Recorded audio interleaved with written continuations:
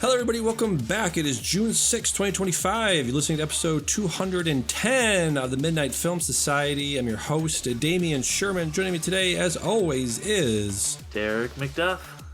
On today's show, the summer movie season is heating up with the biggest movie stars putting out their massive blockbusters. Tom Cruise, Michael B. Jordan, Ben Affleck, and Tim Robinson.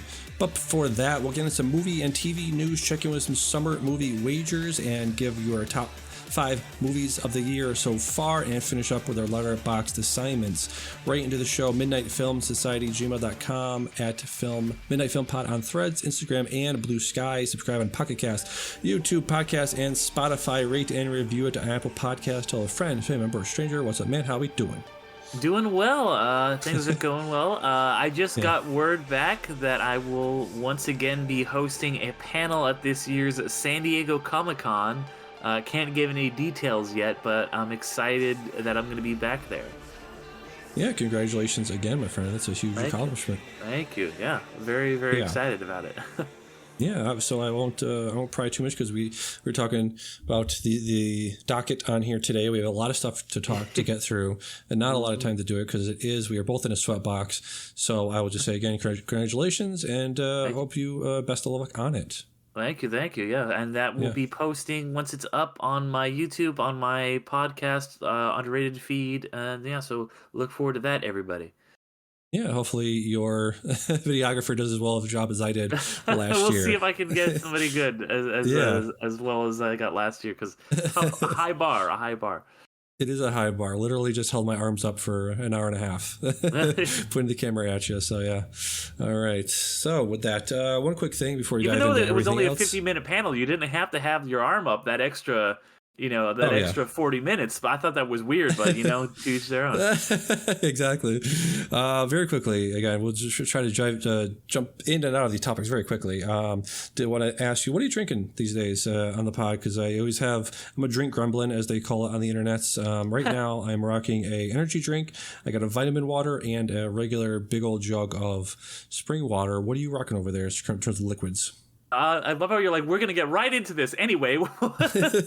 Tangent. Quick tangent. I am going raw dog. I am not drinking anything. Oh, wow. Yeah, wow. All right. Yeah.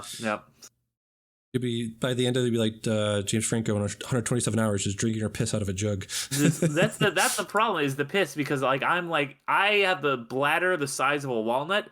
So and there's about 18 different topics on today's podcast. So sometimes I'll have a water and sometimes I'll do something, but you know what? I'm to avoid multiple, hey, can we pause for a second? I think I'm just, and I did just drink a, those things, it's like a Gatorade, but it's like a powdered one. You pour it in a little thing, you stir it up like a liquid IV type thing. Drink one of those. So I'm hydrated and I'm ready to go. Nice. The Twitch people, they will sponsor a thing called, what is it? It's like super popular. Like every streamer, gets sponsored by this one energy drink company. I forget the name of it, but yeah. When he said powdered thing, I was like, that's what my mind immediately went to was, what is it called? It's some stupid drink name. It's like, this thing will power your gaming sessions. That's stupid. All right. So with that, WTF with Marc Maron is ending after 15 years. I was an avid listener of that show for the very beginning. I got a job in a manufacturing position, and it was very repetitive, and they allowed you to wear earbuds at that point, or earplugs, whatever they were at that point. So I listened to probably the first 4 or 5 years, just every episode that came out. I listened to habitually. Been a huge fan of behind the scenes discussions and actors' motivations, and also comedians telling their stories. Obviously, in the past 15 years, that's been a huge trope. It's been a huge joke of oh, you're just gonna do the pod. Another comedian has a podcast. All right, cool, great. But Maron was really on the forefront of doing all that stuff. And the OG, the OG, one of the first OGs. I was talking to iFanboy, who was actually at the forefront in 06 or 05 around then. So Maron was a little not ahead of the curve, but in the curve there. But yeah, it's just 1,645 episodes so far, 300 bonus episodes, 1.1 billion downloads. So very, very impressive. Yeah, it's quite a feat. Do we know why it's ending? So yeah, in the I got a newsletter from him today, as we do every week, and he's just saying, it's just time to hang it up. We've been doing it for a long time. You and I know how tough just putting out a podcast every other week can be, and this is not including. And he does 2 episodes a week, so that is insane. Yeah, 2 episodes a week, getting those celebrities to sit down, scheduling those out, doing your own thing. He's been in movies. He still does, I think he does an hour stand-up almost every year, in addition to traveling, in addition to private stuff, in addition to whatever he's got going on. It's just, I can imagine that takes a huge toll on your body and mind after, 16 years. So he really just said, just burnt out. And we've interviewed everybody who wanted to. He had Obama on during his administration. He had a lot of very good guests on. One of the most well-known ones, the most controversial ones, was he interviewed Gallagher, the comedian who smashes the watermelons and all that stuff. Yeah. He had him on, and he was just an insane conservative dude back before there was a gluttony of those dudes. And so he literally just stormed out in mid-interview. So, yeah, he's had a lot of really memorable people on, and it's a shame it's ending, but I'm glad he's doing it on his terms. Yeah, for sure. And next we just need to get Rogan to end his show, and that will be good. That'll be amazing. That'll be like Rogan ending his show, a certain person maybe passing away would be another major milestone in our lifetime. But yeah, I can't wait sorry to see Marc Maron go, and hopefully others, like you said, will follow suit. Yep. So pour one out for a real one. Pour one out for a real one. Marc Maron ending after 15 years. All right, let's do some movie trailers. The last time we talked about stuff coming out this summer. A couple of them I passed over because I forgot they were stuff was coming out, and we got a new trailer for A Big, Bold, Beautiful Journey, directed by Kogonada of Columbus and After Yang fame. You've seen After Yang. I've seen both Columbus and After Yang, so I'm really excited for this new one. Yeah, sorry, you cut out there for a sec. Oh, yeah, the Big Beautiful Journey is newest film from Mr. Kogonada, a guy we've been a fan of for a long time, right? Yeah. Like I watched all his video essays and stuff like that. I watched After Yang, so talented director. Yeah. Let me just pull up the trailer here. It's got, let's see, I know it's got the same guy he worked with in After Yang. What is his name? They don't have the stuff on the website. Colin Farrell and Barbie herself, Margot Robbie, is going to be in this. So it definitely seems like I actually did bail out in the trailer because there was like one point in the trailer where it definitely opens up the rest of the movie and sort of probably tells you a lot about the plot in this. So this is why I avoid trailers. No, but yeah, this is in opposition to stuff like superhero trailers and blockbuster trailers. I watch those, right? But for something like this, independent and original story and something I'm looking forward to seeing, I'm actually going to bail out of this one. I'm going to bail out of that trailer about halfway. So I did watch half of it. Come to the light, Damien. Come to the trailer light. Skipping crew. Don't need to consume every minute of. Yeah. Well, what is that? What does that Easter egg mean? What is in Captain America's hand? What could that possibly be? Exactly. So that's Colin Farrell and Margot Robbie in a movie I'm definitely looking forward to. It's coming out. Let's see. Is there a release date for this guy? I don't think so yet. But yeah, I think later this year or probably in Oscar time, in award season time. Right. Yeah. There. So it'll get like a limited release and it'll actually come out in January. In January, exactly. So, and another one just popped up on my feed today, in the YouTube feed, was called Trainwreck: Poop Cruise. I thought this was a sequel to the what's her name, the comedian Amy Schumer. I thought it was like a sequel LeBron to the James. Amy Schumer, LeBron James movie, but it looks like it looks like a documentary about a cruise that went wrong, like very, very wrong. Like the engine went out, the toilets backed up, hence the name Poop Cruise. So it looks like another sort of Fire Festival type documentary, but on a cruise liner this time. Damn, those documentaries are always so bad and dumb, but like I can't help but like it'd be so like, all right, Just I'm like a little piggy with the slop, just like give me some more of that. All right. Yeah, dude. That's exactly. I think you took the words right out of my mouth. You took the poop words right out of my mouth. I feel exactly the same way about it. Looks incredible. Yeah. Just like a fly to shit with me, just like just like a fly to shit. All right, so we got that. We also have a trailer for Guillermo del Toro's Frankenstein. The Gilmore Girl Frankenstein. I can't wait for that one. Guillermo del Toro's Frankenstein, which has been long gestating project. Del Toro is somebody that's spoken long and about his passion for horror movies in general, the old classic Universal horror movies. He's talked about being one of the most influential things on his work. So it's really exciting to see him finally be able to adapt one of the classic horror franchises of all time. Yeah, it's pretty cool. This one was on my most anticipated movies of the year list. Does this have a release date yet? Did they put one with the trailer or anything?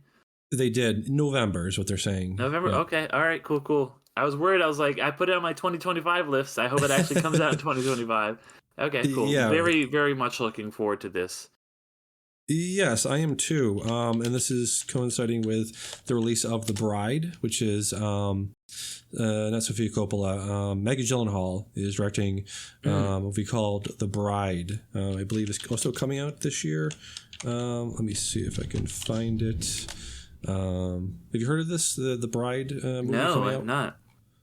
Major people in this as well. Maggie Gyllenhaal directing with Jake Gyllenhaal. I'm not sure who he's playing in this, but we have Christian Bale as the doctor's monster. Let's see. Jesse Buckley is playing Dr. Frankenstein. Yes. No. Christian Bale is Frankenstein's monster. Sorry. Okay. Gotcha, yes. Gotcha. Yeah. Jesse Buckley. So there's two Frankensteins coming out this year. There is two of them. They always do that. There are movies, dual movies, There's there's a movie about a volcano. Well, there's another one. There's a movie about a big asteroid coming to kill us. Don't worry, there's two of them. Yes, the companion movies. Yes. This I'm really excited for this because I saw the original Bride of Frankenstein, and I don't know if you have as well. I have not. So, spoiler for a 100-year-old movie. You don't see the bride in that movie until like the last 10 minutes, and so I was very disappointed in that way. So hopefully, this is going to rectify some of that. Like the bride of Frankenstein. It's like the original Jason Takes Manhattan, where there's very little Manhattan in that movie. All right. There's very little Manhattan in that movie. That's a great pull. Exactly. Yeah. I remember watching that as a kid, and the ending really freaked me out because I don't know if you remember the ending of Jason Takes where Manhattan. They're like, oh yes, at midnight when they fill the sewers of New York City with toxic sludge on the dot every midnight. And you're like, what? Is that a thing? The East Coast is wild, dude. That was also hard to believe, but I was speaking more to the fact that like the prosthetics of Jason's face, like Jason as a kid, it flashes back very quickly to Jason as a kid drowning in Crystal Lake, and they also sort of compare that to his drowning in the first one, his drowning in the sewers in this one, and they sort of show because for some reason the prosthetics and the look of childhood Jason drowning in Crystal Lake still is seared in my mind as some of the most disturbing face that I've ever seen in a film for some reason. Yeah, it's fucked up. It is a fucked up looking face. Sorry to that man. A couple more. Materialist is the follow up to Past Lives, Celine Song's Past Lives. The Materialists. The Materialist. No, I believe it is just Materialists. Oh, Materialists. Okay, you're right. They lost the. It's cleaner. It is cleaner. Some people in this. Dakota Johnson plays Lucy. Chris Evans plays John.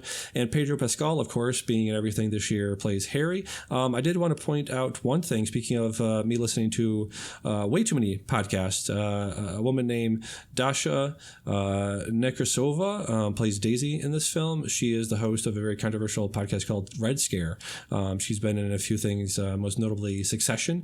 Also, Succession star Zoe Winters is also going to be in this. So for some reason, Celine Song is maybe a Succession fan. So maybe that's why she pulled both of them for this movie. So yeah, it looks very good. Can't wait for that one later this year.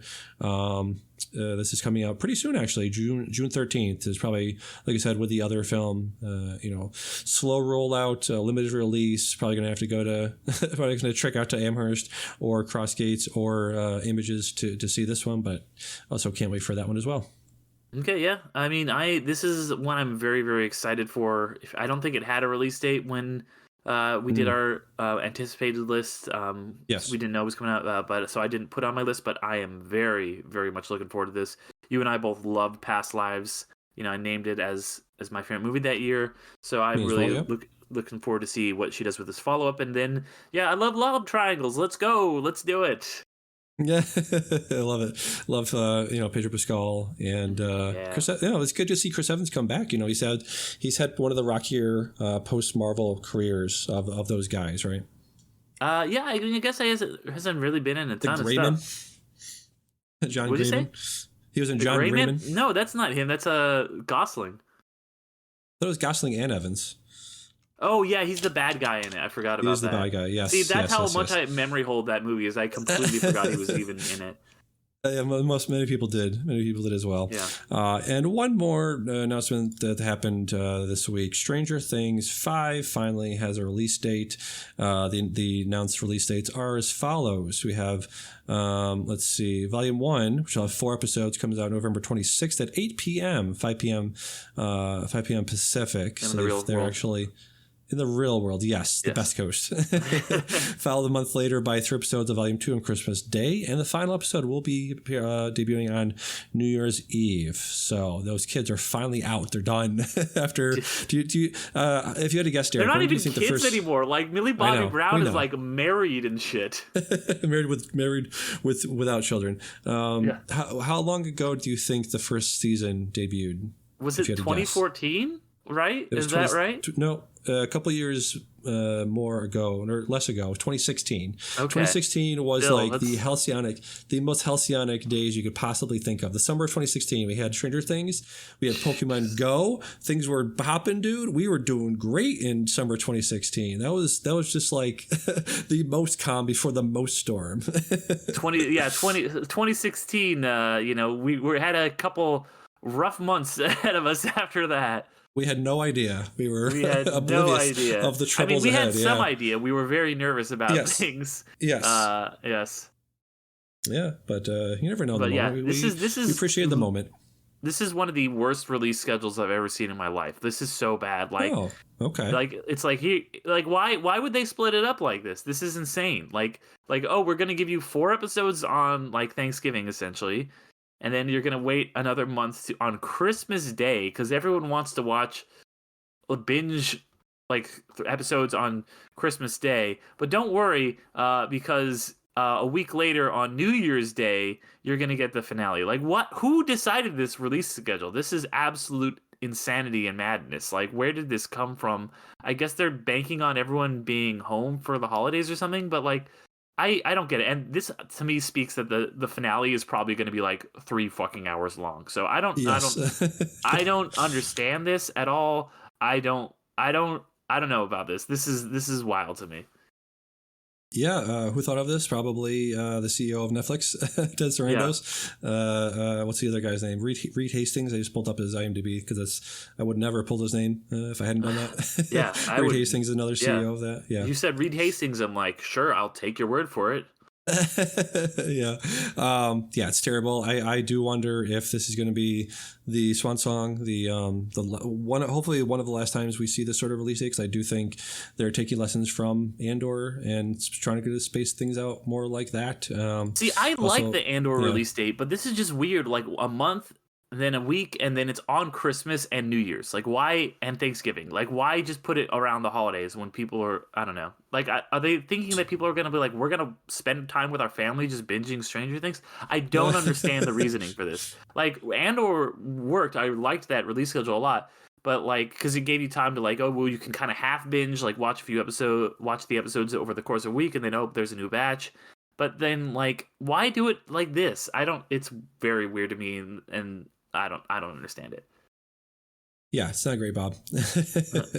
But like I said, we gotta press forward to the next topic. 2025 we could have just winners. done fewer topics. We didn't have to do all just of have to this. blast through them. Yeah. I think we said the things. I think we made a good. All right. We did some good pod here. Yeah, I think All right, let's keep it's going. bold, efficient, it's lean. Yeah. 2025 Cannes winners. These were announced right after we finished potting last time, so it's a little bit of old news. But the Palme d'Or winning film this year was Jafar Panahi's It Was Just an Accident. Jafar Panahi is somebody I've never seen any of his films. I know he's one of those art house international directors that people really, really love, but I have not seen to date any of his films. Have you seen any Jafar Panahi's films, Derek? I don't believe so. So let's go through Mr. Panahi's filmography here. We got, so one of his first big ones was, let's see, The Circle, I guess, in 2000. Taxi in 2015, I've heard of. This Is Not a Film was one of the big ones where people don't know, Jafar Panahi is Iranian, huge critic of the Iranian government, and obviously they're one of the most, authoritarian, they crack down and just any sort of state dissent that you will put out there, sort of second only to probably Israel and China and places like that. So he was arrested while making this movie. This is directed by him with like a phone. From the Wikipedia article, quote, the documentary was made while Panahi was under house arrest, waiting to hear the results of his appeal of a 6-year prison sentence and a 20-year ban on all further filmmaking. Strictures imposed in retaliation for his open support of the opposition party in Iran's 2009 election. So he's definitely one of those guys who's just, quietly doing the work in the background, doesn't get a lot of, mainstream attention, but hopefully, winning the Palme d'Or this year will sort of help him not be disappeared, as they say. Yeah, that would be interesting. That would be cool. If he did not get disappeared, definitely gonna have to check this one out. Yeah, absolutely. So the ones that we talked about last time, I think they were fairly well received. Lynn Ramsey's Die My Love. Julia Ducournau had a very up and down, mixed reception for her newest film, Alpha, which I was very excited about. I heard Phoenician Scheme was well received. Be Gone, a movie he had a director. That's about to come out though, like Phoenician Scheme. Yeah. Let me see if I can. Let's see what the date of this is. May. Yeah, it's coming wide-ish release in May. Yeah, May 30th. Should already be out in some places, in some regions. Kelly Reichardt's new film, The Mastermind, was well received. Let me see. There was somebody I want to talk to you about because Mr. Sean Baker, the guy we always talk about a lot, and Sean Baker being a guy that we pinpoint as an auteur director, and we always talk about auteur directors sort of having, he's that guy. He's the brains behind the entire thing, and really it's just him. And we sort of leave out a lot of people that help out behind the scenes. Which is why the auteur theory is bad. It is a bad theory. So I was trying to vamp as much as possible so I could find the name, but I'm unfortunately not finding it here. Let me see. Let me search Taiwan because I know the person I'm looking for is Taiwanese. Shi Jing Xiao had a movie out in Cannes. It was nominated for Critics Week for the Critics Award. That award went to A Useful Ghost, directed by a Thai director whose name I will not be pronouncing here. You can see it in the list here under the Critics Week banner. Shi Jing Xiao had a movie there called The Left-Handed Girl. It was well received. The reason I'm bringing her up is because she was a very close collaborator with Sean Baker from the very beginning. She co-directed a film called Takeout in 2004, and she's been a very close collaborator with Sean Baker since then, helping out on projects called Starlet and Tangerine, Fleur Project, and Red Rockets. So I did want to sort of highlight her here as somebody that, like I said, is not the brains, but a very close collaborator and is somebody that should be shouted out more often when talking about Sean Baker. Okay, yeah, I'm gonna, that's cool. You're much more of a Sean Baker fan than I am. But I liked Nora a lot, so you know what? Hey, yeah, good for her. Yes, yeah. All right, so with that, let's get to top 5 best of the year so far. We talked a little bit about this, and I think I felt like, and I know you haven't felt like this, you haven't shared this opinion, but I feel like it's been kind of a slow year so far. I had a little bit of issue finding 10, so we're going to do 5. That's why we're doing 5. So I did have a very, very strong 5 list. I have 3 or 4 honorable mentions past that. But yeah, do you feel the same? That's sort of a little bit of a slower year than years have passed? There have been some really good movies this year, but not a ton. But like we're only into June, so I'm not surprised we haven't hit the awards movies, and we're just starting to get into the big summer movies. So I'm not surprised at where we're at. But I think there's some heavy hitters on my top 5 list. All right. So with that, let's get to the top 5. I will kick us off. This is a movie that I see on the docket you have seen as well. I will just say for posterity, I went last week. I sacrificed my body last week, and I saw the most movies in theaters that I've ever seen in one day. I saw 4 films in theaters. Started off at 11:30 in the morning, went to 10 o'clock at night. So my body is hurting. I got a little bit cold last week, but it was worth it. I'm sacrificing myself for you guys for the show. Putting his life on the line for us. Put in the work in, just like Mr. TC over there in the Mission Impossible universe. Exactly the same. So yeah, my number 5 is Friendship. You also saw this. Directed by Andrew DeYoung, obviously starring Tim Robinson and Paul Rudd. This shit's right up my alley. Love this shit. Love awkward humor. I think I agree with some people that this is sort of a hour and a half skit that probably would have worked a little bit better as a skit. But I really loved all of this stuff. I love the very beginning where they're in that support group meeting, and him and his wife, played by Kate Mara, are talking about their troubles, and she's like, I haven't had a orgasm in so long, and then Tim's just like, I orgasm just fine, thanks for asking. So really enjoyed this film. Derek, what is your number 5 film of the year so far? Real fast, I will say this one is an honorable mention for me. It almost made my list, and I don't think it necessarily needed to be, but it shorter. But it was absolutely a 90-minute I think you should leave sketch. Like, that's, if you like I think you should leave, then you'll enjoy this movie a bit. If you don't like I think you should leave, you will hate this movie. And I like I think you should leave, so I had a fun time with this. It's a very just kind of watch this stupid ass movie and this ridiculous, if you premise, and just this insane person just going through the world. So yeah, this was fun. But my number 5 is a movie that was released last year in some countries, but it didn't come out in the U.S. until 2025, and that was one of the nominees for Best Foreign Language Film, I'm Still Here. And you're talking about Iranian filmmaker and the difficulties that he's had, making films in a totalitarian state. This is a movie that very much deals with the totalitarian state and people being disappeared, and kind of the fallout of that. And so this is, of course, about the military dictatorship that was going on in the 70s in Brazil, and about this man who vanishes. The government officials come to their house, take the husband away, and then the rest of the movie is just kind of about the wife trying to make this known, make it known that her husband was essentially killed and kidnapped by the government. And as we in this country slip further and further into our own totalitarian state, and lawmakers are pushing us more into that direction. Thankfully, we're not at the point that this movie is at yet, or other places like Iran are at yet, but we need to be vigilant and careful so that we don't become that. I think this is a very good, very important film. Fernanda Torres gives one of the greatest performances I've ever seen in a movie, and based on that merit alone, this one is very much worth watching. Yeah, really well said. I really need to catch up with this one as well. All right. So that was your number 5. My number 4 film of the year so far. This does count. This came out.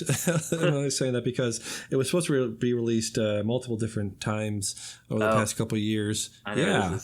But it did come out this year, which is Mickey 17. This is really, it's Bong Joon-ho. It's sort of a throwback to his Okja movies, his Snowpiercer movies, which are very high concept, sci-fi based. If people don't know, it stars Robert Pattinson, Naomi Ackie, and Steven Yeun. Mark Ruffalo, like you said in your review a couple months ago, just going full, Trumpian, full cartoonishly over over the top with the teeth and the hair and the mannerisms and all that stuff, but I really enjoyed it. Like you said as well, very on the nose with its satire and parody of how states and corporations will just throw us to the mill. We are just grist for the mill. We are just bodies for their use, for their exploitation, for labor. This is just very, like you said, on the nose, but I think it's just people need to be smacked on the nose sometimes. I think a lot of people are just not understanding that it's sort of everybody against corporations. It's everybody against the billionaires. It's everybody against, states and politicians that just want to use us for their labor and all that stuff. So I really, really enjoyed Mickey 17.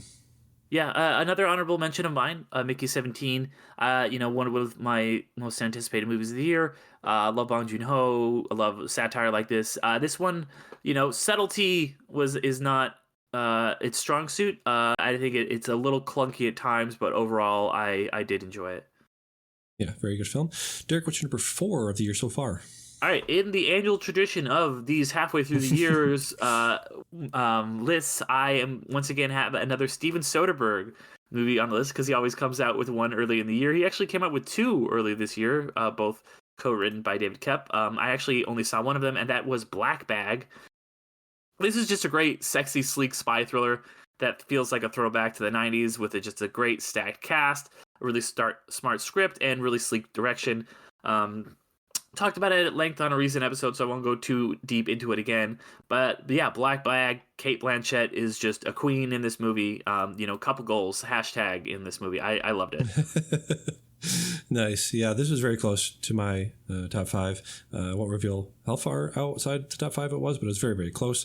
Friendship was more of my alley, I guess. I don't know. I like them both a lot. Just had... I don't know. It's just one of those things that was very close, very, very close. And I was like, this one or that one. I think it was just the recency bias won out the day there. Fair. That makes sense. And yeah, this Black Bag, it wasn't in theaters for too long. Did you see it in theaters or did you catch it at home? I saw it in theaters. Okay, nice. Good. Get out to the theater, people. Definitely, yeah. See 4 movies. Do not have to see 4 movies in a row, but see some in theaters this year.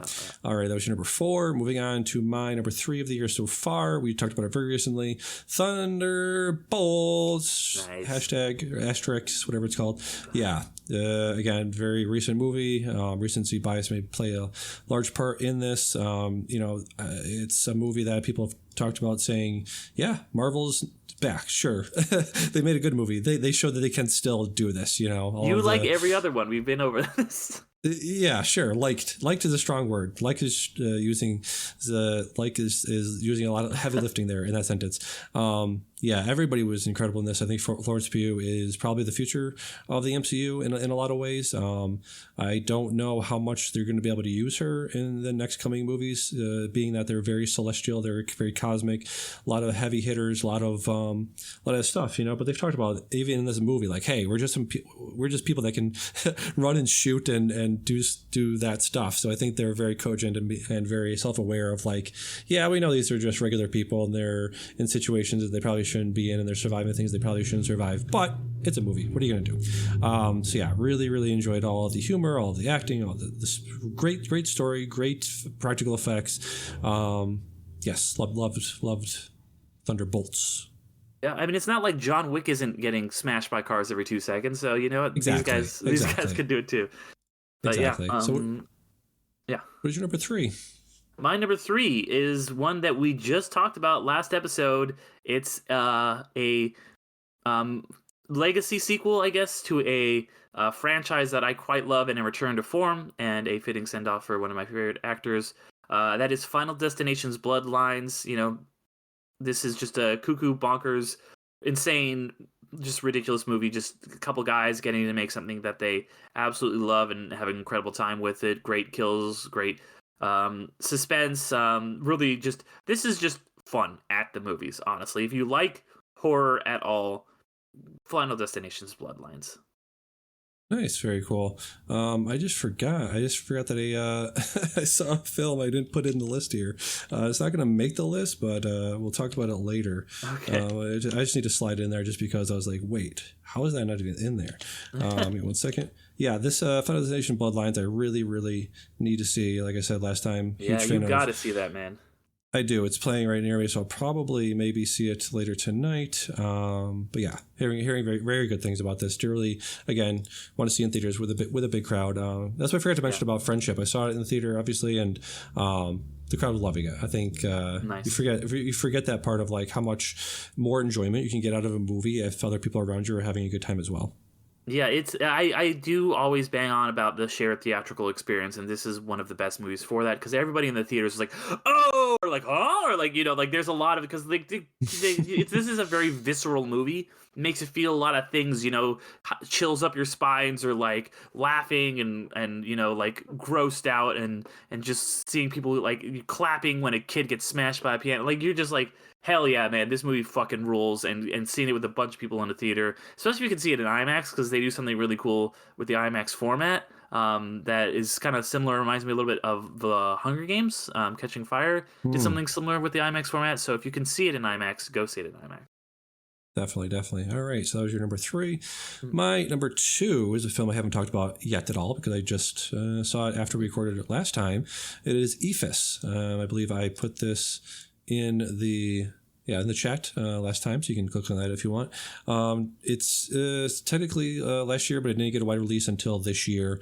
Directed by Carson Lund. It is a movie starring either non-professional actors or just very not known actors. Cliff Blake, Keith William Richards, Bill Lee. Well, Bill Lee, from the Spaceman.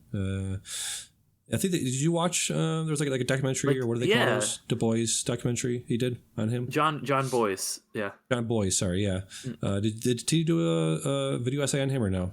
No, he did not. But he was in the Ken Burns baseball documentary a bunch, which is where I knew him. And then there's like a Josh Duhamel movie that I got in Letterboxd Roulette. That's what you were talking about. Yeah.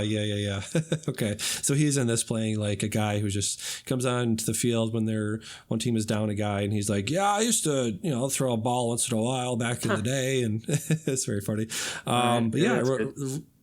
Cephas is a film about one last sort of rec league game between two teams. They're doing that thing, that thing like we're tearing it down to build, whatever high rise or skyscraper or something, that save the community center, but this time it's a baseball field.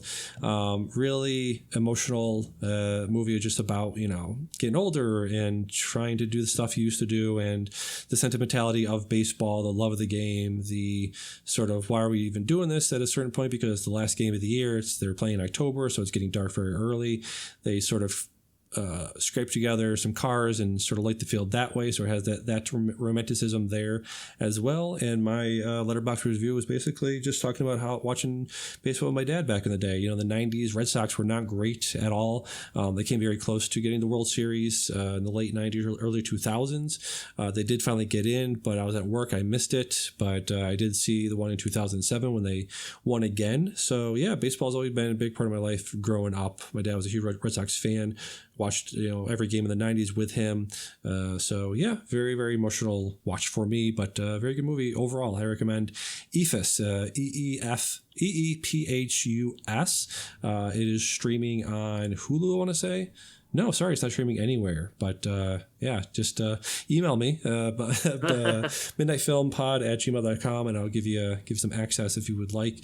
What else was I going to say? Oh, Ephus is the name of a pitch. It's like a slow meatball of a pitch, they say. It's like a curve that just keeps curving. So yeah, highly recommend this film. I have to check that out. Yeah, my dad was also a big baseball guy, an Angels fan, so also long-suffering fan base who finally won in the early 2000s, but are bad again, even after having two of the greatest baseball players of all time. Still can't get into the fucking playoffs. But so I definitely have that. Like, even though I think baseball is kind of boring, baseball movies I think are fantastic, and there's this they covered it a lot in the baseball documentary by Ken Burns, which is so great, just how like American and for better or worse, baseball feels like the story of America. And I'll have to check this one out. And you bring up the Red Sox finally winning in 2004. And I love that at multiple points, there was multiple like productions of film and TV that like change things because the Red Sox won.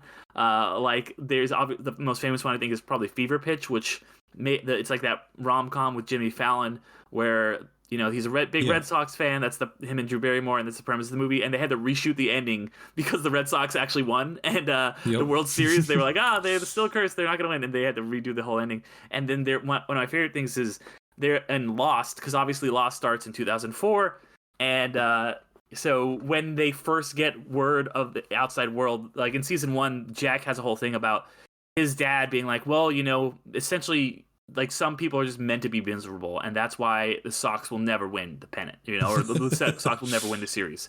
And like Jack kind of like repeats that, and at one point he says it to Ben, and Ben says, like, this is what's been we had contact with the outside world, like, this is what's happened since we've been on. George W. Bush is being reelected, the Red Sox has won the World Series. And then Jack just starts laughing. He's like, you should have picked any other team to lie to me about.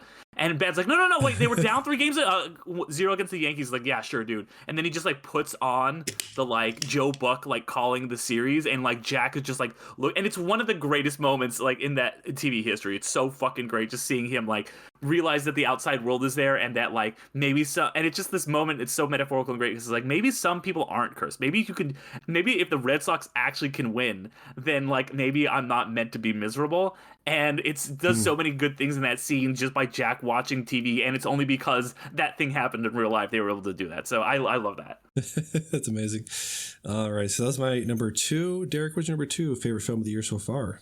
Yeah, my number 2 was your number 3, Thunderbolts ***. This is nice. We talked about it a bunch recently, so I'll keep it brief. But this was just a great Marvel movie. Felt really like back to Marvel's roots of just like, here's a good group of misfits, and you care about them really deeply, and it's like, hey, yeah, the real enemy all along was our intrusive thoughts and having to fight those, and the ending is spectacular. There's really great stuff in it. It looks amazing, great performances. Thunderbolts, number 2 of the year for me. I've just liked it more and more the more I've thought about it. Nice. Yeah. Very good pick. All right, so we are at our number 1s, and so we can use this opportunity to talk about a movie we both saw recently, biggest movie of the year so far, made a ton of fucking money, and that is, of course, Mission Impossible: Dead Reckoning. Of course. Sorry, I got the name wrong. The Final Reckoning. It's not Dead Reckoning. The Final Reckoning. Yeah, it's cleaner. Now that we got that. Ryan Coogler's Sinners. Finally saw this. I think was like 3, maybe 4 weeks after it first came out. Michael B. Jordan playing dual roles. Haley Steinfeld, Miles Canton, Jack O'Connell, Wumi Musekatu, stack cast in this. Delroy Lindo is in this as I love this movie. I saw it in not in IMAX. Sorry, I was about to say Limax, but I saw another one in Limax. Incredible film. Incredibly shot, incredibly acted, written. It's a movie that, going into it, I think, rather than I should say, something like From Dusk Till Dawn, which is this movie's getting a lot of comparisons to.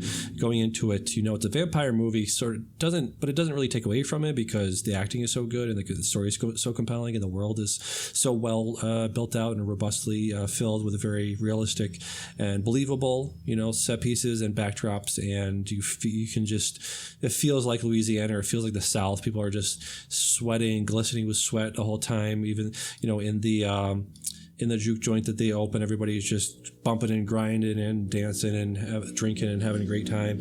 So yeah, I really, really enjoyed Sinners. How about you? Oh, well, like, what if you just assumed all this whole preamble and it wasn't my number 1? Like, what if I had, like fucking Mickey 17 or something? But no, yeah. Gotta risk it for the biscuit. Sinners is my number 1 as well. I agree with everything you said. Great movie from Ryan Coogler. It's really good to see him make an independent movie, not independent movie, but a movie that is not based on anything. And I think that it's the number 1 movie box office wise since 2017. That is just an original concept, not based on a book or a graphic novel or anything like that, or a video game. Just, this is an original idea, and it's doing well at the box office, very well at the box office. And it is incredible to see.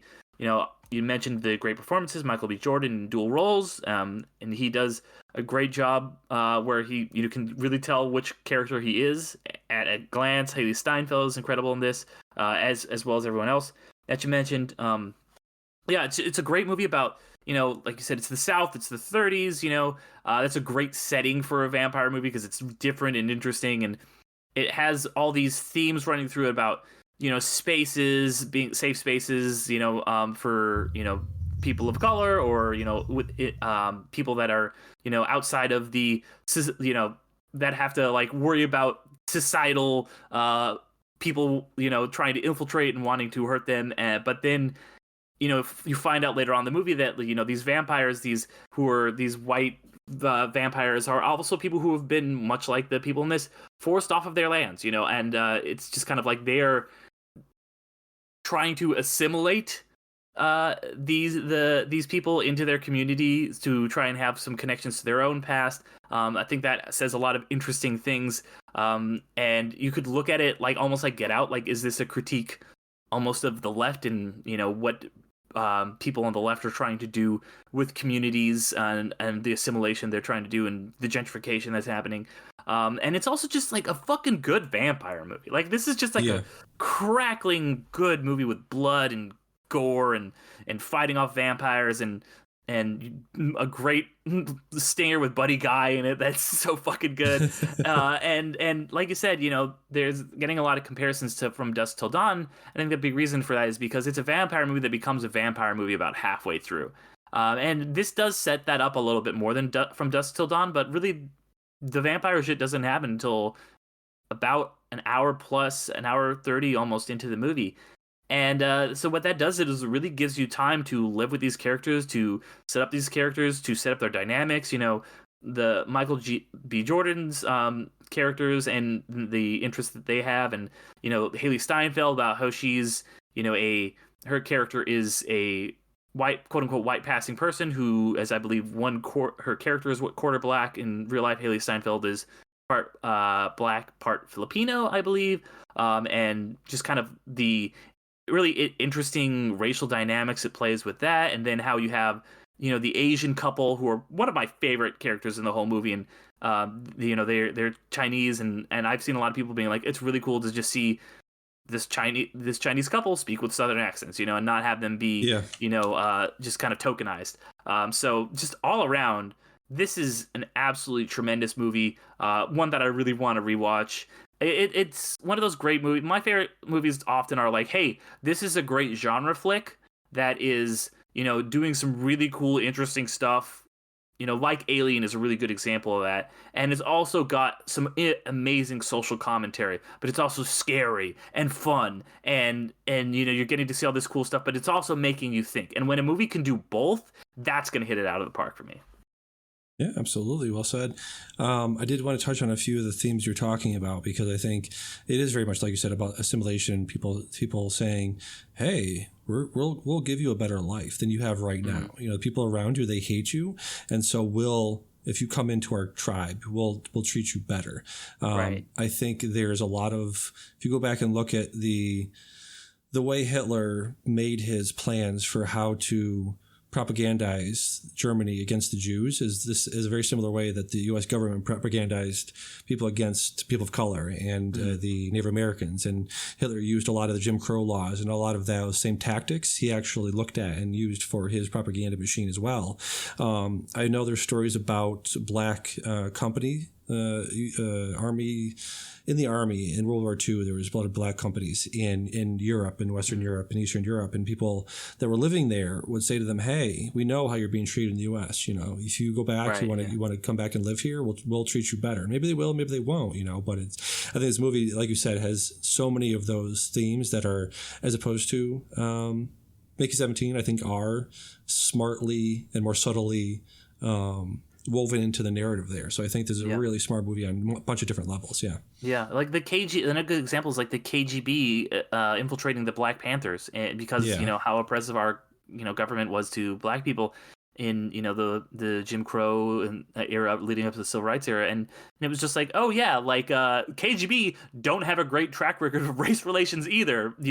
So I thought that so definitely some really, really interesting parallels with history and the way these things often go. And been thinking about this movie a lot since I saw it. Yeah, I've been too. So that is our top 5 movies of the year so far. Write into midnightfilmpod@gmail.com if you agree or disagree or have a completely different list. Let's get to some of our honorable mentions. My number 6 is the one I was talking about earlier. Your was Black Bag. I almost fitted that in there until I saw Friendship. Really great smart whip smart,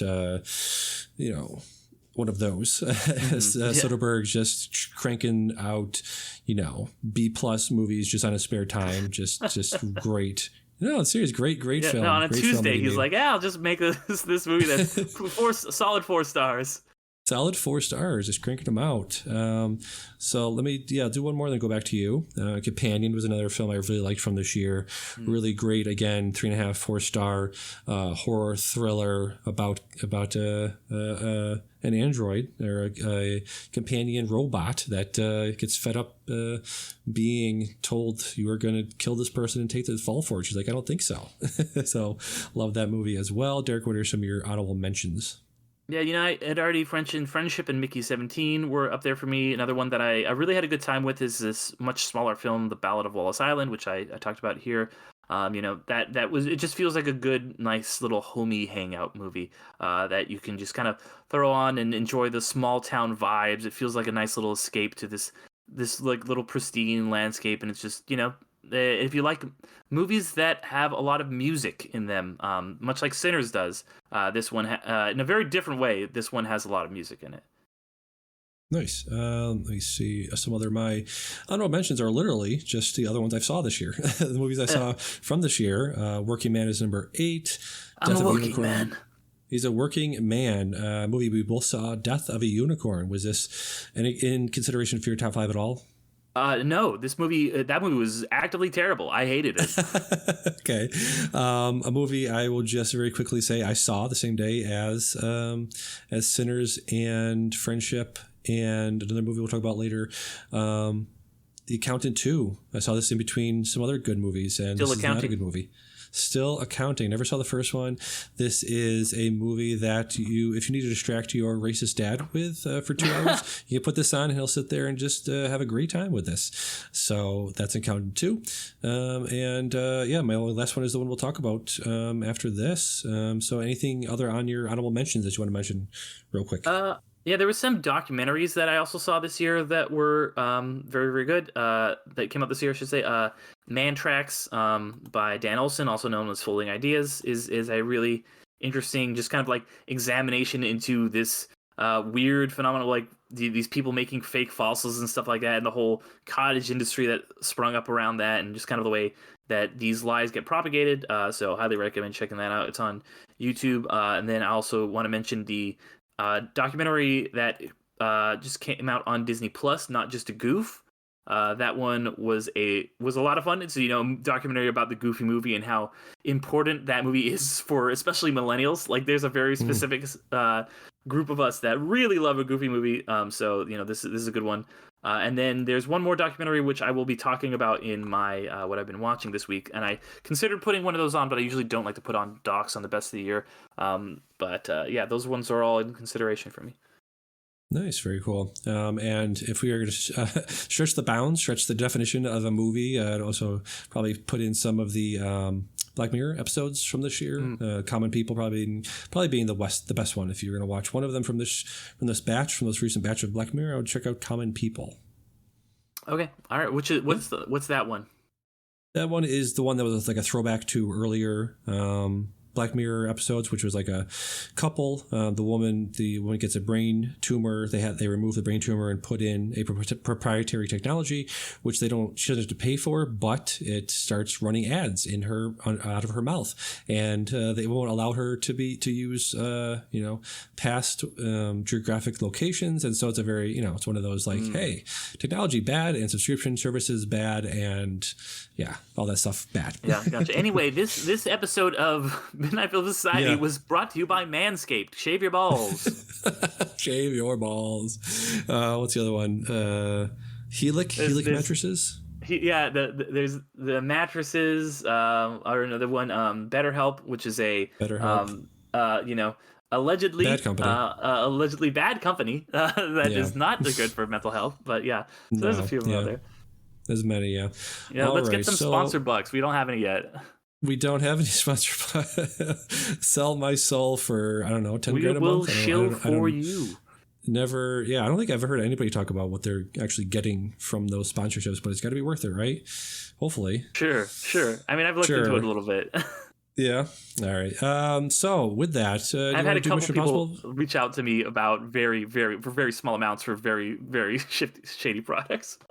Yeah, and just very quickly, again, I say very quickly many times. Take a drink, take a shot every time, and say very quickly. But I forget what podcast it was, but I was like, I'm just done with this because literally, listen, I get it. It's free content. A podcast is, free content, but I shouldn't gripe about free content. But if you're putting in like 10 to 15 minutes of ads in your half-hour podcast, just don't do that. That's terrible.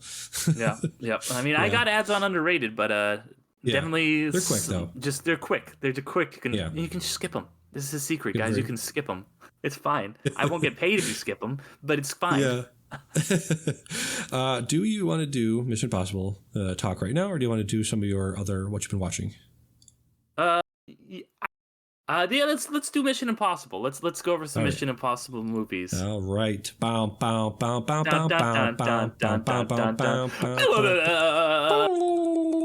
Like the fuse. Like the fuse. So, Mission Impossible dash, is that M dash or regular dash? M-dash. Some dash. That's an M dash. Mission : Impossible M dash The Final Reckoning. 8th movie in the Mission Impossible franchise. 4th movie directed by Christopher McQuarrie, starring Tom Cruise, Haley Atwell, Ving Rhames for a little bit, Simon Pegg, Henry Zersky, and Angela Bassett. Mr. Derek, what's your history been with the final Mission Impossible franchise? Have you loved a lot of them? You've hated most of them? What is your history with the Mission Impossible franchise? I like this franchise quite a bit. This was my number one most anticipated movie of the year. I really like the first half of the franchise even though 2 of those movies I don't like. I'm like, it's an interesting way to be like, hey, here's a template for a movie. What's John Woo's version of this movie? Okay, Tom Cruise is jumping through the air, firing 2 guns while it does fly. Well, what's J.J. Abrams? Well, it's like a sleek spy thriller where it's very down to earth and grounded. Okay, what's Brad Bird's? It's action and he's climbing on the side of the world's tallest building, and and De Palma's. There's a lot of weird angles and close-ups and people are constantly sweating a lot and looking at things like. So you got this different ways to look. It was almost like a fun template for a movie that you could just really look at a director's style. And then, the back half just becomes McQuarrie era. And there's, 2 varying successes. Fallout, as we'll talk about in my rankings, is very high. But it doesn't always work. And so I was looking forward to this quite a bit. I first started really watching these when I saw the 4th one. Which is what is the fucking 4th one? Ghost Protocol. Oh yeah. Yep. And I saw it in the theater. I'd seen 2 when I was like a kid, and it came out because I was like 10. But didn't see anything else until Ghost Protocol. I really loved it. Went back and watched 3, and then I think I had seen 1 at that point. Rewatched 1, and then would see them in theaters when they would come out after that. All the McQuarrie ones. So I have a long history with these films that I quite like. Nice. That's very comprehensive. So yes, the Mission Impossible franchise, just to sum up, I'm on the Wikipedia page for the franchise, 1,103 minutes overall. The budget of all 8 films was $1.5 billion, supposedly. Made so far 4.35. The newest one just came out, so it's probably going to push it up even further. So probably $3 billion in profits there. And every film was a little bit longer and a little bit more expensive than the last one. Yes, you could say that about almost all of the big budget Hollywood films. I don't know if all of them get longer though. Like if you look at it like time wise, I think maybe one of them is a little bit shorter than the previous one, but like they each get like 10 minutes longer to the point where now it's almost the most recent one is almost exactly an hour longer than the first one. Yeah, it's ridiculous. So I saw this in Limax. It's people don't know Limax is just like Regal can put on IMAX on the poster and be like, yeah, this is IMAX, where it's just a big screen. That's all it is. but it is still impressive. Very good, decent sound quality, decent screen resolution there, screen quality there. Really, really enjoyed the theatrical experience watching Mission Impossible Final Reckoning in a theater. I think this movie has two of the most incredible action set pieces I've seen in a very long time, if ever. So I really, I recommend this movie, seeing it in theaters in IMAX just for those two scenes. And I think that's really impressive and really congratulatory just to say about this movie that I'm recommending it, even though, like I said, it's almost 3 hours and only 40 minutes of it are worth seeing in a theater. But it is so, you know. I also think it's really impressive that you are watching a movie, a blockbuster movie that you know the protagonist is probably going to win. If not win, at least survive, you know? Maybe even not survive. I'm sure he was going to survive. I kind of thought he was going to die, but... Yeah, and I do think in that way it's impressive that you're watching this and going, is this character at least going to die? Is Tom Cruise going to die? This is the most insane thing I've ever seen in a theater, and I'm watching this with, you know, gripping my seat like a kid. It's just really, I think, you know, Tom Cruise gets a lot of flack for a lot of things, rightfully so, but I think just him putting these things on screen, putting this movie in theaters, and giving the audience something that still makes them go back to that childhood wonder of like, holy shit, is this person going to pull this off? How are they going to pull this off? How is he going to get out of the fucking submarine as it's tumbling off of a shelf in the Arctic? How is he going to get out of this one? You know, that's that phrase we always say over and over again is still happening in 2025. So I think it's impressive just on that level. So yeah, I really, really enjoyed so much of this movie. How about you? Yeah, I'm really of two minds about this movie because all the stuff you said is true. This is thrilling action. Those two set pieces, and full spoilers, by the way.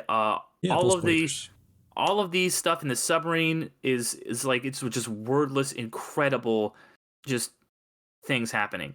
And then that sequence at the end where they're on the biplanes and Tom Cruise is going, it's some of the best stuff ever put to film. It's amazing. It's incredible. And there's some stuff that it does to this where, you know, I did binge all in like 5 days. I watched all 7 other movies leading up to this because I was like, all right, there's going to be some stuff in this. And there is. And there's some really great callbacks they have, especially to the first one, you know, that, you know, was really, really well done for the most part. But there's also a lot of stuff that I dislike strongly about this movie. I think that this movie's plot is ludicrous. It's so over the top and bad, and it's like the way it just starts and it like, because the last one it's like, okay, there's like an entity out there and we got to stop him because it'll be vaguely bad, and this one's like all the life on the planet will be destroyed if like, you're like, oh shit, like it just like really ended because these are like spy movies. It's about like, no, the thing is like Ethan Hunt is saving the world. Nobody even knows who he is. And this one, it's like, he just goes from place to place and like, it's like the most amazing guy. And it's like the entity is just out in the real world and everybody knows about it and stuff. And it took Mission Impossible out of the shadows. I didn't like that. There's also some of like the endless, just terrible exposition in this movie is astounding to me. And there is, you know, I like a lot of the, like I said, I like a lot of the callbacks to Mission Impossible 1. Obviously, we have Kittredge coming back. He was in the last one. And then we also have, what's his name? The guy who fucking dropped the pen, or he's in the knife, yeah. And there's like a throwaway line where Kittredge like sends him to Alaska, and then he becomes like a main character in this movie, and he's great. There's one or two things that are kind of clunky about this though, which is I like the fact that they were like, okay, the rabbit's foot from 3, we brought the rabbit's foot back. You know, in concept that works, but the way they tell you that is it's like the Rise of Skywalker, and this movie was giving me major Rise of Skywalker vibes. Where it's just like, instead of introducing the way that, you know, oh, this thing that Tom Cruise stole in this other movie that we never knew what it was, that it's actually the cause of it. Instead of finding that out in an interesting way, the bad guy just tells us. And that's my main problem with the movie, is there's so much for a movie that is so good with visual storytelling. It's so often tells and not shows, which it's insane to hold those two things in my mind, but that's what this movie does, is that it will just straight up just tell you things. And then it'll have like one of the greatest sequences of all time, and then it'll just be like, and then you need to go to this place and do this thing and you're like, all right. And then it'll be like, by the way, for no reason, this character from the last one, he's just Jim Phelps' son. Remember Jim Phelps from the first movie? If you don't, we're gonna flash back to it, and you're like, yeah, okay, like why, yeah. why, and like so that was so Shea Wiggum's character, who was called Briggs, which is a callback to the original Mission Impossible series, as Jim Phelps was. Which it's so like why was that a thing? And in rewatching the last one, there is a moment where I think they were setting something up because they were like, oh, like there's a beat where his sidekick, played by Greg Tarzan Davis, is like, hey, is this guy? And he's like, not personally, but and then Tarzan's like, but it is personal. So like, okay, they're setting up some kind of relationship. They clearly did not have intentions of it being Jim Phelps Jr. because that comes out of fucking nowhere. There's a lot of really, really clunky stuff like that. There's a lot of stuff that gets set up in the past movie that just never gets resolved. Like, what was going on with Tom Cruise's original wife, Marie, that gets murdered by Isa Morales, and just never comes up. Like, it doesn't matter. He's just generic bad guy who, gets his head killed. Like, he has some great action scenes, but it doesn't really matter that he's killed his wife. Like, that has no impact on anything. They're much more interested with calling back to Mission Impossible 1 and just relying on flashbacks. I think the funniest thing, because they were relying so much on flashbacks to remind you, like, hey, if you're not a crazy person and you didn't watch all these 7 movies leading up to this like Derek did, we're going to show you, here's Jim Phelps, or we're going to show you, here's the guy getting sent to Alaska. The funniest one is that they do that for Tom Cruise stealing the rabbit foot. They're like, here's a flashback to when he stole the rabbit's foot for a scene that wasn't in the movie, because I'm like, that's a flashback. That scene did not exist. I don't know if it was like they reshot it and de-aged Tom Cruise, or if it was like some unused footage, because famously, like in Mission Impossible 3, when he steals the rabbit's foot, you don't actually see any of that heist. It's really fun and clever the way they do it, where you see his team and they're like, okay, like you see him go in and the team's like, all right, well, let's see what happens. And then Tom Cruise is like, I'm getting and he's like, catch me up, and they're like, oh shit, so you don't actually see that scene. So it's a flashback to a scene that never even existed. And that is my core issue, and why I'm really of two minds about this movie is it does so much good stuff, but it is so cobbled together, where it's like we have these sequences, how do we put it all together? Just one of the most abysmal plots I've ever seen in a movie.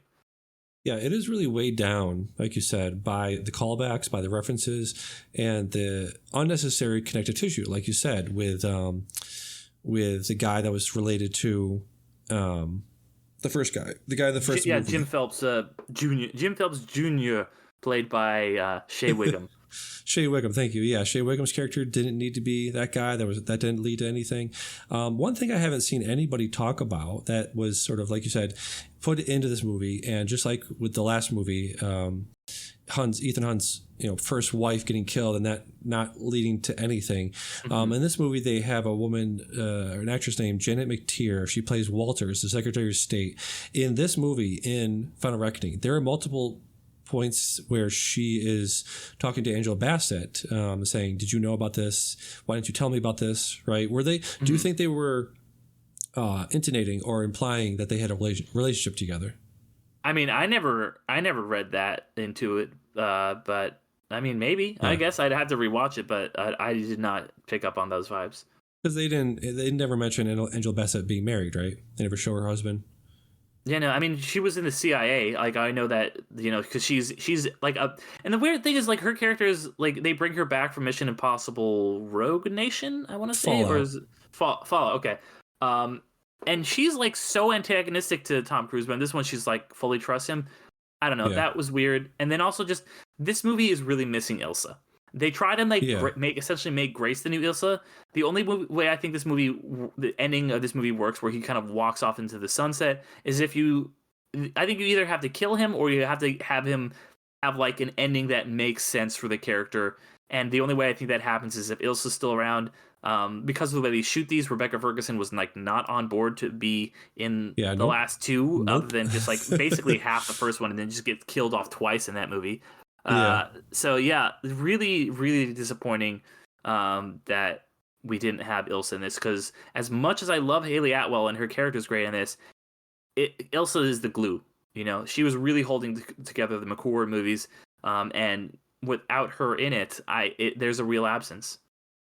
There is. And, like I said, I want to move quickly as possible, but just want to say one more thing, which is McQuarrie was one of the big reasons I started listening to the Empire podcast. The Empire podcast had him on in 2018 for Fallout, and had at least one or two almost 3-hour discussions with him famously. And he said in that interview, and he said in other interviews, if you put a reference to another movie in a movie, one of two things is going to happen. The audience is either going to know what they're talking about and be taken out of it because they're thinking about that movie that you're referencing, or they're not going to know what you're talking about and be taken out of it anyway because they don't know what you're talking about. So either way, it's a bad look. So I do think he's sort of being very hypocritical in this movie of just laying in so many layers of references and callbacks and cameos in this movie.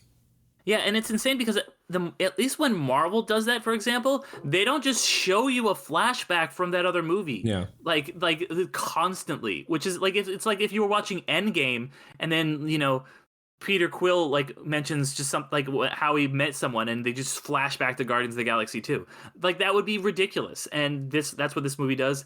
So yeah, like I said, there's some really good stuff in this, but it was ultimately pretty disappointing. And also, with all of the references to Mission Impossible 1 and to a lesser extent 3, I was kind of like, where the fuck is the rest of Ethan's teams that he made on these movies? What's Maggie Q doing? Yeah. Where's Jeremy Renner? Right. Where are these people? He just got, just whatever ragtag group he could get, Benji and Luther are there, I guess, but but the rest of them are just people he just met.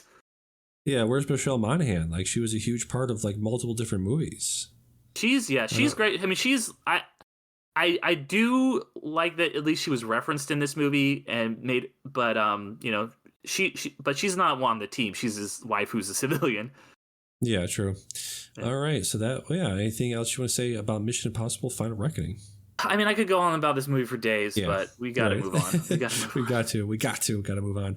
All right. So you saw 3 other films. Did you want to do our ranking here of the Mission Impossible movies before we? Yeah. Like I said, I listened to some of the Screen Draft Mission Impossible rankings. I think it's at a point where it's just not funny anymore. Stop doing 4.5-hour podcasts. I literally don't have time to listen to it, even though I want to. So I got through most of it, and I do think that the Mission Impossible rankings is one of the most interesting rankings going on right now because no one person has the same rankings. They're all different. Everyone has 2 on the last place, but after that, everything's completely different. I would disagree. Everyone does not have 2 at the last one. If you really, I would say 90% of people, they don't put 2 on the bottom of the screen. No, okay, I haven't listened to it yet. That's legitimately a terrible take on their part. Yes. Let me kick off with my number 8 Mission Impossible movie, which is Mission Impossible 2. I do have it at last. Yeah. And you're anyway, I had to rewatch them. Debating your point, but here to prove your point. Yeah, mine is also 2. 2 is bad. 2 sucks. 2 is bad. 2 sucks. Do you also have it at number 8? Yeah. Yes. Okay. My number 7 is the newest one, Mission Impossible: Final Reckoning. It's a long, meandering narrative mess, but it's worth the 40 minutes. What is your number 7? My number 7 is the OG Mission Impossible. I know people have a lot of love for that movie, but I don't think it necessarily it's a good movie, but it doesn't really hold up to a lot of the stuff that would come after. It's pretty quaint by today's standards. That's interesting because my number 6 is also the original for the exact same reasons. It does inspire the rest of them to come with the canted angles, the Dutch angles, the Brian De Palma touch there would inspire the rest of the filmmaking, the cinematography in the rest of the movie. So that is something to mention. But yes, you're right in everything you said about it there. What is your number 6? Yeah, our 6s and 7s were just flipped. I have Final Reckoning here. Very good. All right. My number 5 is Ghost Protocol, which is number 4 from 2011. Like you said, Brad Bird directed. Somewhat forgettable. You were getting into the bigger and bigger stunts here with the Burj Khalifa stunt on this one. Like you said, Jeremy Renner was in this and quickly disposed of. I always forget Léa Seydoux is also in this. Some great. The villain is quite forgettable, considering I can't even find him here. Michael Nyqvist as Hendrix. Is that the villain in this one? If possibly. Yeah, Sure. he's like a guy who's like, we're going to. He's like a mad guy, like mad as in mutually assured destruction. Yeah. Gotcha. So that's my number 5. What is your number 5? Number 5 is the Dead Reckoning, no longer known as Part 1, which uh, I it's fine. It sets some stuff up that never gets paid off. But there's some stuff in this that I would think was missing from the last one. The train sequence at the end is really great. Obviously, this one does have, even if she's in a limited capacity, does have Ilsa in it. It does have Vanessa Kirby as the White Widow, who is a really great character. So yeah, this one, it's fine overall. Gotcha. Actually, you know what? Give me 1 second. I think I was going off of David Ehrlich's list. Give me 1 second. Sorry. Let's see. Where's my list? I got Like so this, many like tabs I filled up. jokingly accuse you of plagiarizing sometimes, but come on, man. That's just ridiculous on my part to do that. Okay, so let's go back. Sorry.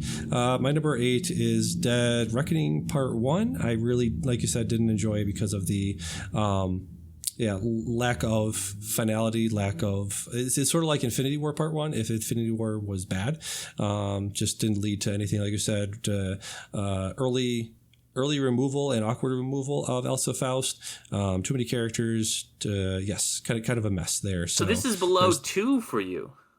Yeah. Legitimately yes, bad apparently. take. I'm sorry. Okay. You were right the first time. Final Reckoning, I think I had in the same spot or similar spot. Final Reckoning above that. And then I have Rogue Nation at number 6. What the hell was I thinking? What am I doing here? I don't know. Sorry. Yeah, this is very confused. What is happening? I'm very confused. I don't know why I put it down there. I haven't seen it in a long time.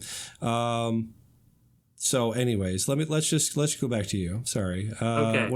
Where were we? I had just done 5, so You're just on 5. yeah. Okay. So what is your number 4? My number 4 is Rogue Nation, which is kind of one I feel like a lot of people forget even exists. It's the Yes. weird, it's the first McQuarrie one. It's this weird bridge between what the Mission Impossible movies were and what they became. So there's still some stuff left over. You get Benji and Luther back. This is one people forget. Jeremy Renner is actually still in this one. And then it sets a lot of stuff up. Like Ilsa, like I think the White Widow first shows up in this. It's just overall Mission Impossible movie. They're doing some Mission Impossible stuff. There's like a cool bike thing, and there's like the underwater shit, and yeah. There's some good stuff in this. That was your number 4. My number 4 is apparently the first Mission Impossible. I don't know. Where did 2? Where was 2 on your list? I don't. 2 was number 5. 2 is number 5. That is insane. That is legitimately insane. But go on. I'm an insane person. I was 15 years old in 2000. I listened to Limp Bizkit, unironically in 2000. So yeah, that's the reason for that. Nostalgia, baby. Yes. So we're at number 3. My number 3 is apparently Mission Impossible: Ghost Protocol. We talked about it. It's Brad Bird's 2011 film with the Burj Khalifa. I said the things already. Derek, we'll do it live. Derek, what's your number 3? It's also Ghost Protocol for all the reasons we said. Just good Brad Bird action movies. Yes. So Yes. looks like we might have the same top 3, even if the order's not exactly the same. But yeah, number 3 is. We'll find out. My number 2 is Mission Impossible 3. What do you have at number 2? Okay, so yeah, our top 2 are flipped. I've got Fallout at my number 2. This is just a great action movie. It brings back, like we said, Michelle Monaghan, makes that emotional core that was built up in the previous movie work. This one is the one time it feels like the McQuarrie system of like, we're just going to shoot cool action scenes and then stitch them all together actually worked out. The emotional beats are there with it building up from what other filmmakers had done, what he had done. Henry Cavill is a beast in this. He charges his arms.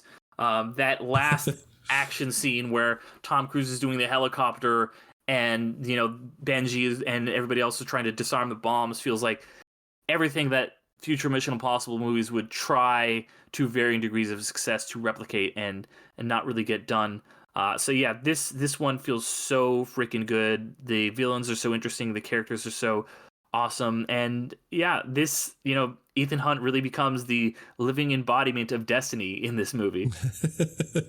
Yes, and we do have them flipped. So I'll talk about my number 2 first. Mission Impossible 3. PSH, Philip Seymour Hoffman, one of the greats to ever do it in an action movie. Probably one of the best villains of all time. Definitely one of the best villains, if not the best villain in the Mission Impossible franchise.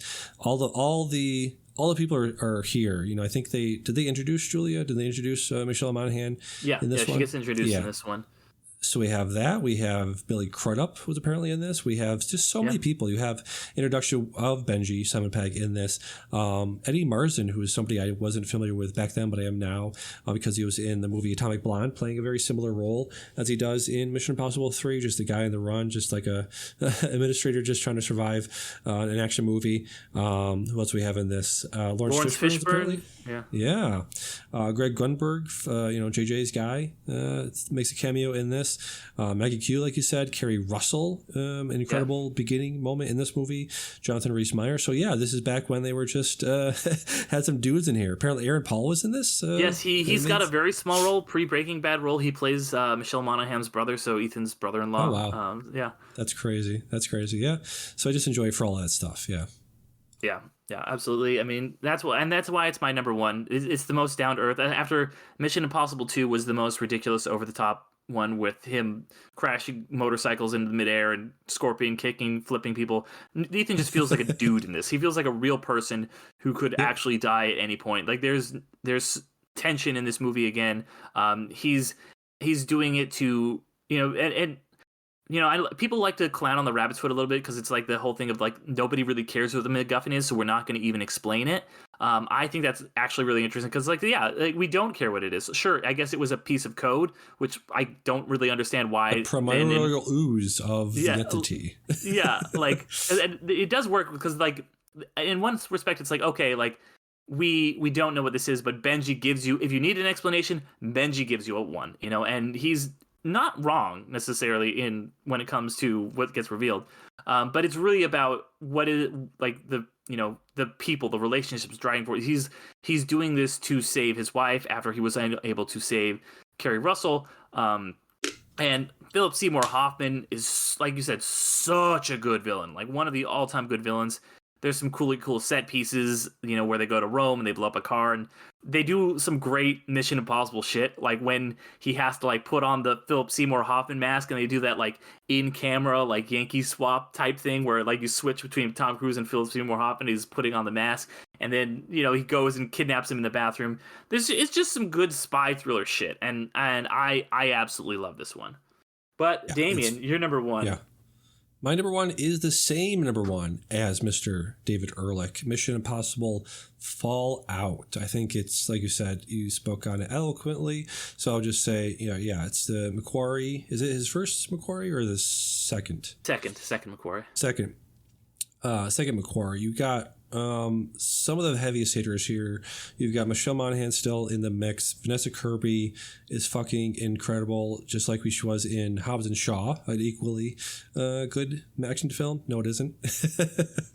Alec Baldwin in here. What was I going to say? Yeah, the reloading of Henry Cavill's arms, all-time great moment meme, one of the great memes of all time. Yeah, Angela Bassett giving one of my favorite lines of dialogue in any movie, where Alec Baldwin is talking to her on a runway, and he's like, "My guys could have died," and Angela Bassett, in the only way that she can deliver a line, just like in Strange Days, which she's like, "Right here, right now." She says to him after Alec Baldwin says, "My guys could have died," and she goes, "Yeah. That's the job." I just want to yell at people all the time. Yeah, that's the job. You don't want to do it. Don't do the fucking job. Do your fucking job. It's another great line that Bryan Cranston, just speaking about great lines that have the word job in it. Bryan Cranston screaming at his superior in Argo, "Do your fucking job." I just want to scream that at people all the time that aren't doing their job. So you're like a Karen. You go into retail workers and yell at people to do their job. Okay, not retail workers. People in management, in positions that actually have actual power, that refuse to use that power for the good of the world. Anyways, great. Yeah, Fallout 2018, fantastic. My number 1 Mission Impossible film. Yeah.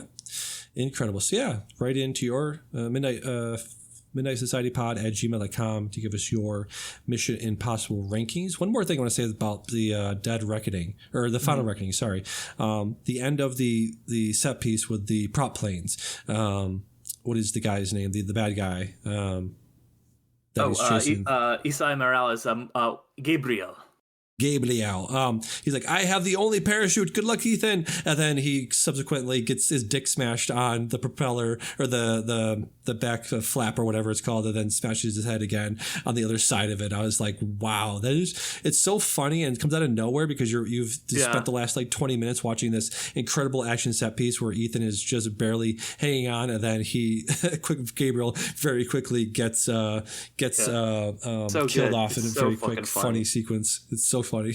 I was like, I wasn't sure if it was supposed to be funny or not, but I cracked up in the theater. I did too, and so many people did around me. All right, so we're at the 125 mark. We've got approximately 5 minutes to finish up. Do you want to quickly talk about what else you've been watching? Sure, yeah. Saw Karate Kid Legends, which was fine. Actually, not fine. It was pretty bad. It's a ludicrous script. With. It's crossing over of the Karate Kid reboot and the original films. They very, very clunkily bring Ralph Macchio back in because they're like, all right, this kid that we've been spending the whole time movie with, his mentor comes back from China, but he sort of knew Mr. Miyagi, so he goes and he talks to Ralph Macchio because this kid who knows Kung Fu, he has to learn karate, otherwise he can't beat Artemis Knight from whatever that fucking Into the Badlands, because he's a mean guy in this, and it's just like another bad Karate Kid remake. The first two are great, and then after that, they've all kind of stunk. Cobra Kai is great. There's a really good stinger at the end of the movie that almost made me love the movie. But then I realized, like, this movie's terrible. They just end, the last 30 seconds legitimately are great. All right. Next up, we have Bring Her Back, the new movie from the Philippou brothers of Talk to Me fame. What did you think of Bring Her Back? I had a lot of problems with this one. Like, there's some really good spooky, scary horror stuff in it. Really great performance by Sally Hawkins in it, and the noble child actors. But it's one of those movies where it gets like really wrapped up in the mythology, and it's kind of like very clunky, and the way it's explained is kind of clunky. And just it uses it's kids in danger porn is the whole movie. So. It's very manipulative in that way. It's not nearly as interesting or smart as Talk to Me. And I really don't like the final shot of the movie in the stark contrast to Karate Kid Legends. I think the last shot of the movie is almost inexcusable. Wow. All right. I definitely need to check this out. And finally, you saw Wick is Pain. Tell me about this. Yeah. So this is the documentary about the John Wick franchise, which I'm a big fan of. I am a big fan of documentaries about movies, and the process of them getting made. If you're a fan of that, this is a really great in-depth look into John Wick, starting from like the initial just story pitch and idea, and going back even beyond that with the director being Brandon Crow's stunt double, becoming Keanu Reeves' stunt double, and then becoming getting his first co-directing the first John Wick, and then becoming kind of the guy going forward, and him and Keanu having this 10-year journey, making all the 4 Wick films and all the interesting filmmaking and stuff that went into that. And we talked a lot about the insane stunts that go on in Mission Impossible, and there's some incredibly equally great stunts that go on in John Wick, that these stunt guys that are just putting their bodies on the line. And that's why it's called Wick is Pain. But also, it's just about the love that the people making these movies have for the movies they're making, and while they're making it, it's like this torturous process, but then it's all worth it at the end of the day because you get fucking a John Wick movie. So I really had a blast with that. Yeah, I'm thinking I'm back, and I love Keanu, man. Like, who doesn't love Keanu? He's somebody who clearly is very movie astute. Like, he loves movies, and he can talk about movies really well. And I didn't know how much of obviously, whenever there's like a movie star that comes on a movie, they rewrite it, or they have their guys rewrite it. But he did so much uncredited writing on all these movies, where he would be like writing for other characters, and just crafting scenes and stuff like that. And they would come up with a scene, and they'd be like, okay, this would be really cool. Oh, we got to do another Wick movie because we got to do this like whole top down thing. And that's why, the 4th one And so it was really just awesome journey to see that these people went on with the making of these films. Yeah, I love behind the scenes stuff. I think the heyday of it might have been with like the Matrix and early 2000s films, where it wasn't like this. It was just, you know, a feature on a DVD. Yeah.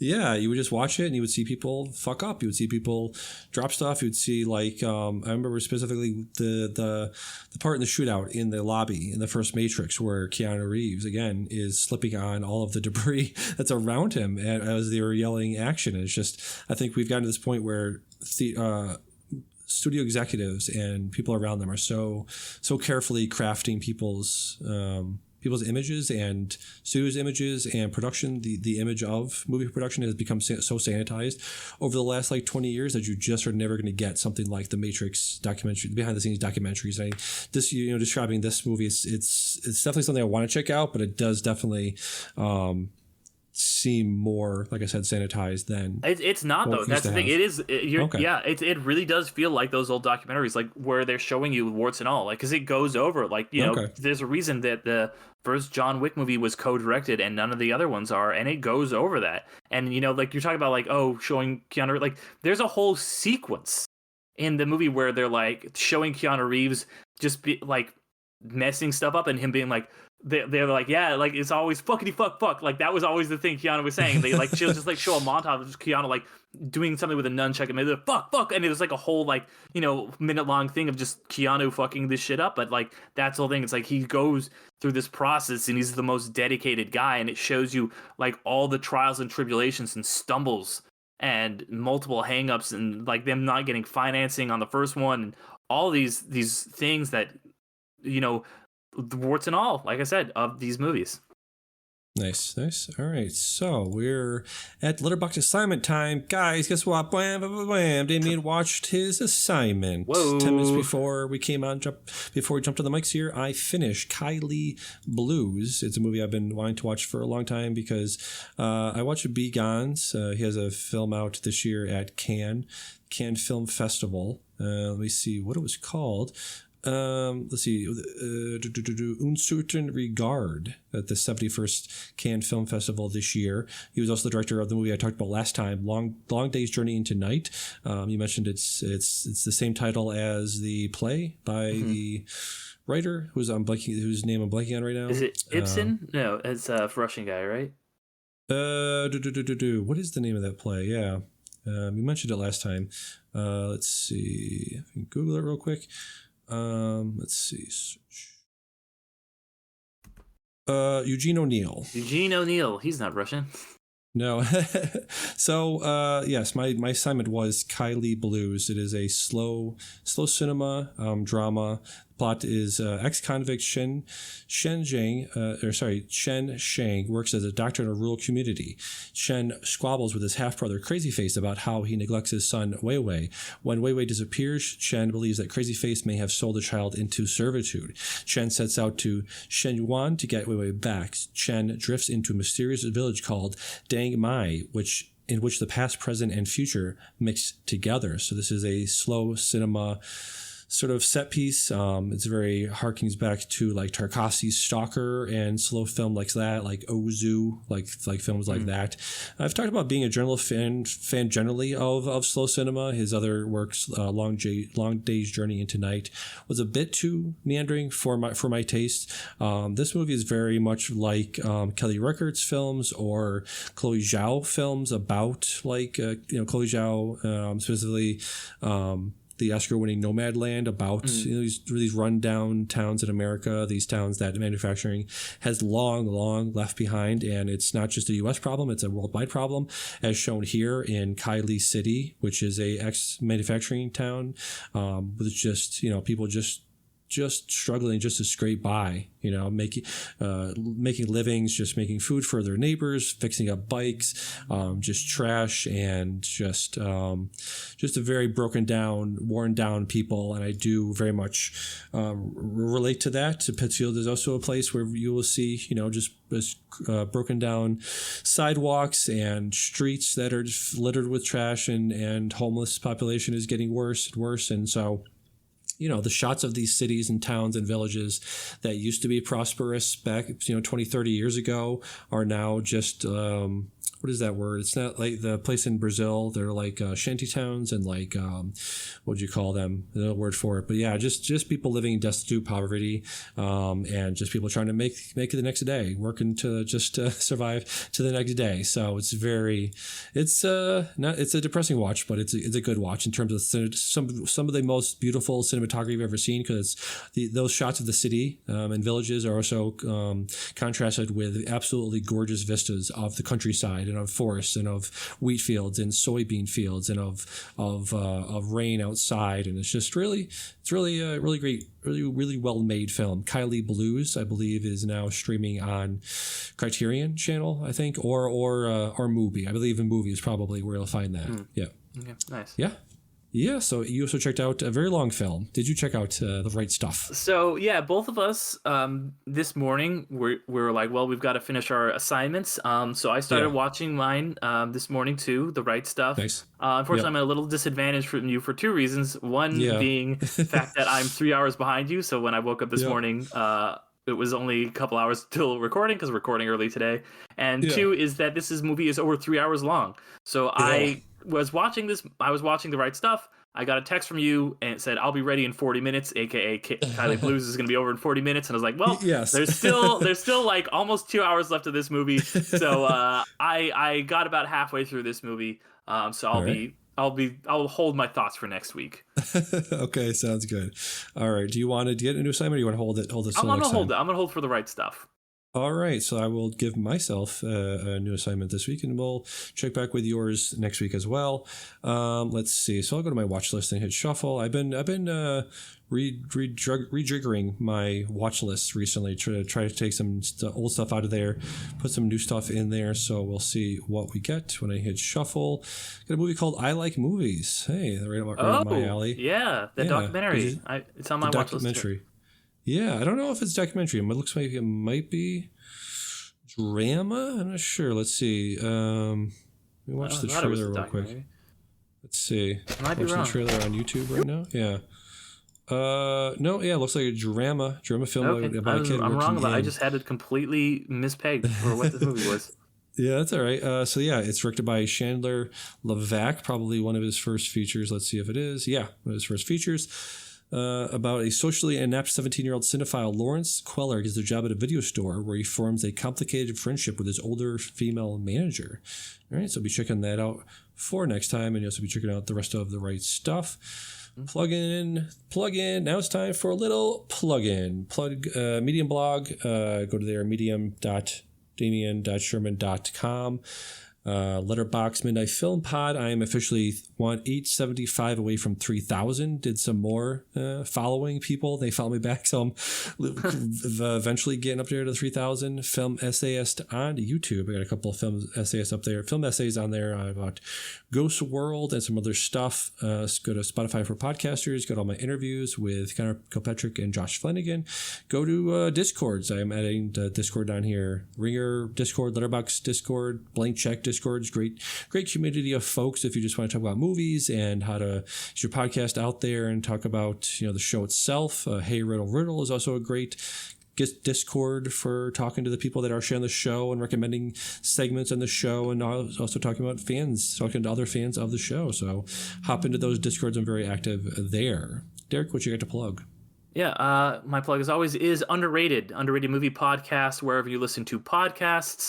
You can look up, go to underratedmoviepodcast.com to links to a bunch of stuff. Underrated Movie Podcast on all the social media, where, of course, every other Monday, I will talk about a film that is underrated, underappreciated, or one that has gone under the radar and passed most people by. I last week did an episode. The most recent episode is on Ladyhawke, the 1980s movie with Rutger Hauer and Michelle Pfeiffer and Ferris Bueller himself, and Matthew Broderick in it. So I had a lot of fun talking about that one with Sarah Jessica Carter, who is a showrunner, writer-director of a show that just came out on Tubi, Queendom Come. So I had a lot of fun talking about like this 80s cheesy, but in the best way, a nostalgic movie. And then next week, look forward to the movie Whale Rider, with Mikey Newman. So from Movies with Mikey on YouTube. So had a lot of fun with him talking about that, and got a lot of other good stuff in the pipeline. Flash Gordon coming out after that. So look forward to all that. But there's over 160 episodes in the backlog. So sure, there's something there for you. If your favorite underrated movie hopefully is up there, and if it's not, let me know what you want me to cover. All right, very cool. For Midnight Film Society, I've been Damien. And I've been Derek. And we'll see you next time. Bye-bye. Bye.